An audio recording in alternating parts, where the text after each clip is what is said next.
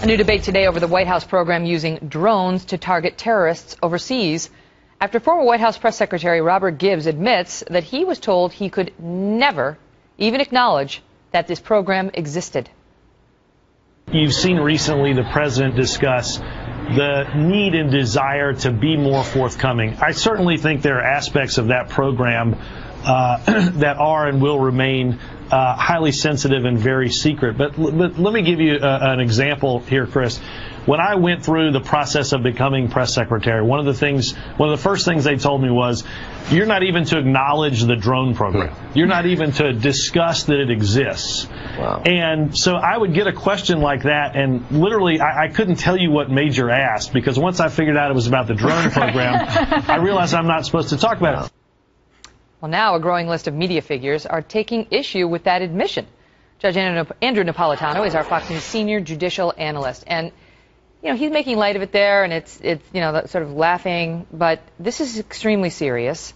And the fact that the administration had a drone program in place and kept it secret from the press and the American public is something that people on the left and the right have taken issue with. Your thoughts? And rightly so. They should take issue with it. I mean, when the government lies or issues false statements or denies the obvious, denies things that we have strong reason to believe, in fact, are in existence, the government undermines the rule of law, it undermines its own moral authority, and it encourages other people to lie and to disrespect the basic rule of law. But don't they do it all the time when it comes to, in particular, national security? And isn't there some merit in having our president be the decider of what is shared and what isn't it when we have troops in harm's way and the American public under terrorist threats? I would argue that the drone program is so wide of the mark, killing people in countries with which we're friendly, countries where we could easily arrest people, countries with which we don't have a beef, countries where our troops and our intelligence agents can operate freely and in conjunction with the forces of that country, that the American public should know about it and the Congress should know about it. In fact, as you know, Megyn, there are statutes that require the president to inform certain select members of Congress, they're the leaders of the intelligence committees in both houses, when the president is going to use lethal force inside the intelligence community. This became an issue back under President Bush with the enhanced interrogation techniques. Yes. Remember the whole dust-up when Nancy Pelosi was saying, we were not told, and then it was, well, were they really told, because others were saying that they were told, and so on.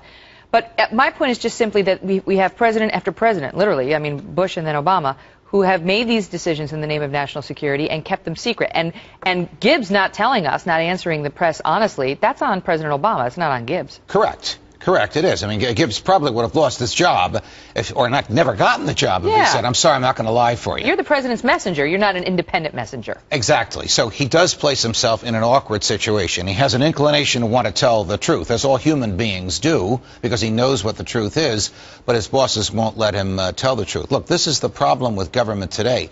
It's a crime for you or me or anybody watching us now to lie to the government. Why isn't it a crime for the government to lie to us? This business of lying, especially when it's about deaths of human beings, seriously undermines respect people have for the government, and that attacks the fabric of our society. It attacks core, basic American values. President Obama's being hit on this already because he made this promise to be the most transparent president and most transparent administration. But when you're talking about national security, I mean, just how transparent do we want to be? We don't want to be revealing secrets that might get troops killed or Americans killed to the outside world, do we? You shouldn't be in the business of killing. You shouldn't be in the business of killing Americans. You shouldn't be in the business of killing people outside. Killing terrorists? Well, we shouldn't be in the business of killing terrorists with drones? You shouldn't be in the business of killing people in friendly territories. These are people that could easily be arrested, or people who could be taken care of by the government of the country in which they're located.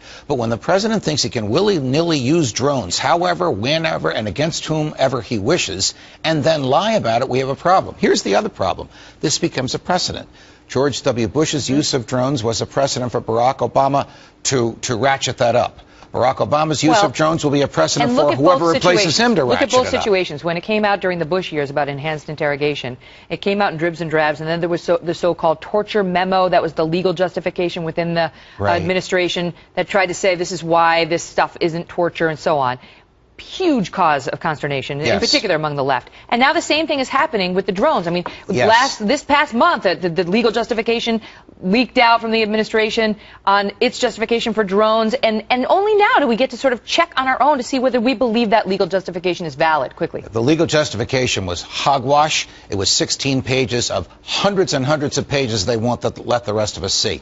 These are not secrets. These are legal arguments based upon opinions by judges to which you and I can gain access, and the administration won't let us see them. It's wrong. And then when they lie and deny this stuff doesn't exist, they compound the wrong. This will haunt us today. It will haunt us in the future. Judge, thank you for being here. Pleasure. Thanks for having me.